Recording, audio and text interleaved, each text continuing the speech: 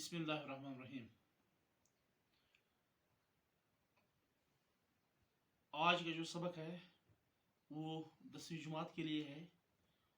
उर्दू को मैं पढ़ाने के लिए जा रहा हूँ। ये जो आपने एक अफसाना पढ़ा है स्कूल में, मैंने आपको पढ़ा है इबरत।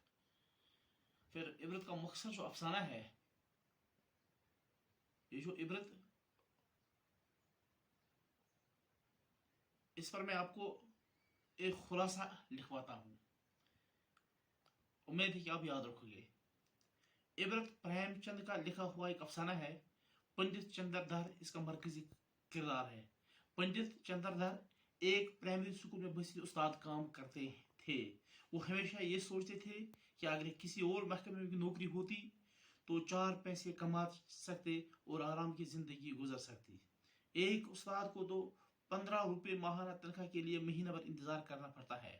फिर इन 15 रुपयों का तो पता ही नहीं चलता कि कब मिले और कब खत्म हो जाए। खाने के लिए भी तरसना पड़ता है और पहनने के लिए भी कपड़े मैसर नहीं होते हैं।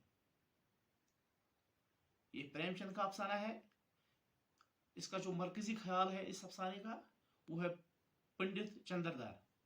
पंडित चंद्रधर के पड़ोसी में एक ठाकुर करातीबल सिंह और हेड कांस्टेबल दारोगा और दूसरा मुंशी जी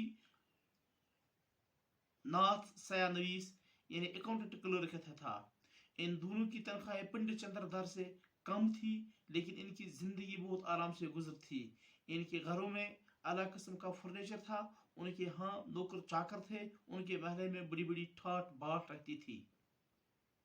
हालांकि इल्म व लियाकत के एतबार से वो पंडित चंद्रधर के मुकाबले में कुछ भी नहीं थे, लेकिन उन्हें बाजार से जो भी चीजें सस्ती मिलती थी, पंडित जी इनका ठाट बाट देख कर कड़कते।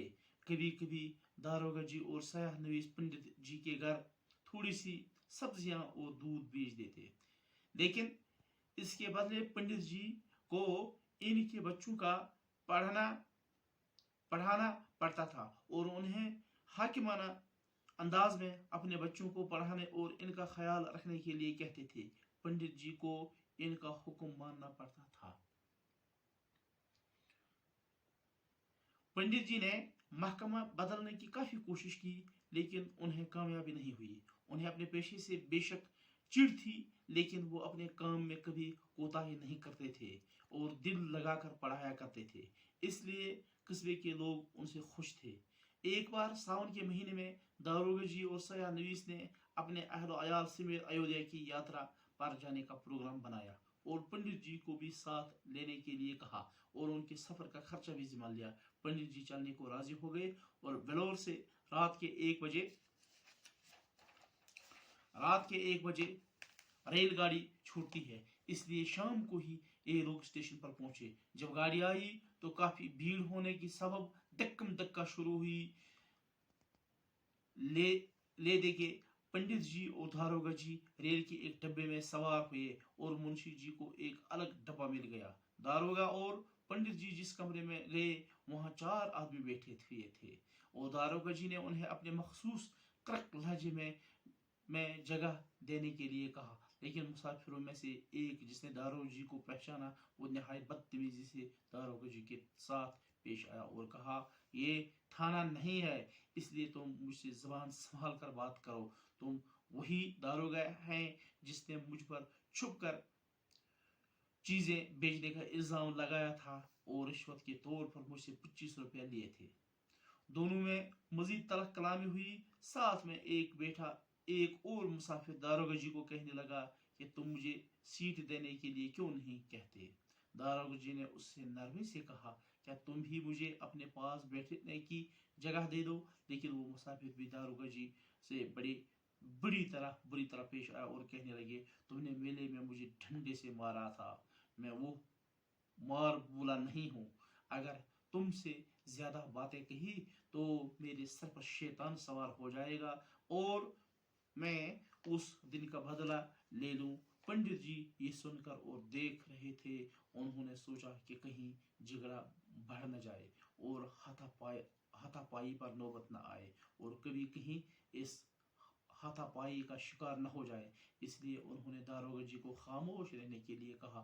दारोगा ने भी हालात को देखकर खामोशी इख्तियार की। अगले स्टेशन पर दारोगा जी ने अपने बीवी बच्चों को इस डब्बे से उतार इन दो मुसाफिरों से दारोगा जी का सामान बाहर फेंक दिया, और जब गाड़ी से उतरने लगे तो उसे जोर जोर धक्कन धक्का और प्लेटफार्म पर गिर पड़ा, और गार्ड से शिकायत करने वाला ही वो था कि गाड़ी चल पड़ी,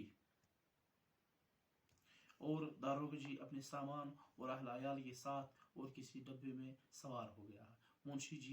मुंशी बिजनाथ की हालत इससे भी बड़ी बुरी थी। वो काफ़ी भीड़ वाले डब्बे में बैठे थे। हर स्टेशन पर जब से शराब की बोतलें निकालते और पीते जाते हैं, हद से ज़्यादा शराब पी गए तो पेट में दर्द महसूस हुआ। इस साल के आसार दिखाई दिए, इसलिए एक स्टेशन पर उतर गए। बीवी भी उतर पड़ी और जल्दी अपना ट्रक उतारना भूल गए। दारोगा जी ने उन्हें जमीन पर लेटते देखा, इसलिए वो भी उतर गए। मुंशी जी की हालत बिगड़ जाती थी। स्टेशन मास्टर ने समझाया कि हैजे का मरज है, इसलिए स्टेशन से बाहर ले जाने के लिए कहा। बहरहाल वो सब लोग मुंशी जी को स्टेशन के बाहर एक पेड़ के नीचे लेकर आए और डॉक्टर की तलाश शुरू कर दी। वो डॉक्टर बोर्ड के शिफाखाने में चले गए। वहाँ डॉक्टर तो नहीं था, अलबत्ता एक कंपाउंडर डॉक्टर का काम चला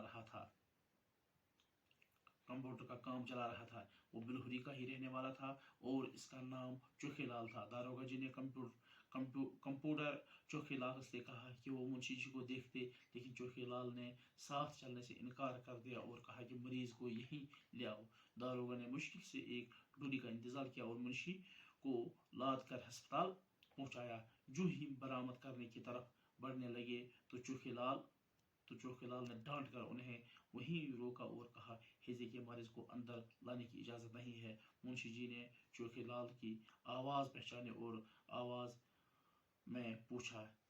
ऊंची आवाज में पूछा कि चोखेलाल, तुम मुझे पहचानते हो? चोखेलाल ने जवाब दिया, हाँ, मैं तुम्हें अच्छी तरह से पहचानता हूँ, लेकिन पहले फीस लाओ, फिर मैं तुम्हारी इलाज करूंगा। और दारोगा जी ने गुस्से में आकर अस्पताल में कैसी फीस? चोखेलाल ने जवाब दिया, वैसे ही फीस जैसे मुंशी जी मुझसे लगान दाखिल करते वक्त वसूल कर लेते थे।